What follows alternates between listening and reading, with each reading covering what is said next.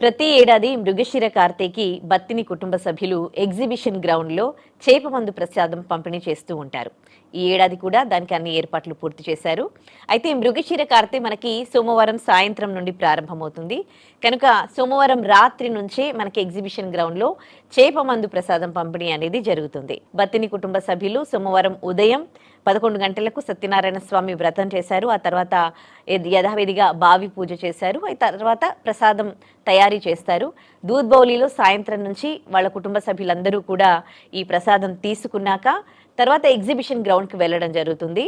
ఇవాళ సోమవారం సాయంత్రం 9 గంటల నుంచి ఈ చేపమందు ప్రసాదం ప్రారంభమై రేపు రాత్రి అంటే మంగళవారం రాత్రి వరకు కూడా కొనసాగనుంది. రాష్ట్ర వ్యాప్తంగా చాలా మంది ఉబ్బసంతో ఆయాసంతో బాధపడుతూ ఉన్నవాళ్ళు ఈ చేపమందు ప్రసాదం పంపిణీకి హైదరాబాద్కి రావడం జరుగుతుంది. ఒకరోజు ముందు 2 రోజుల ముందు వచ్చే వాళ్ళకి కూడా అన్ని ఏర్పాట్లు పూర్తి చేసింది ప్రభుత్వం.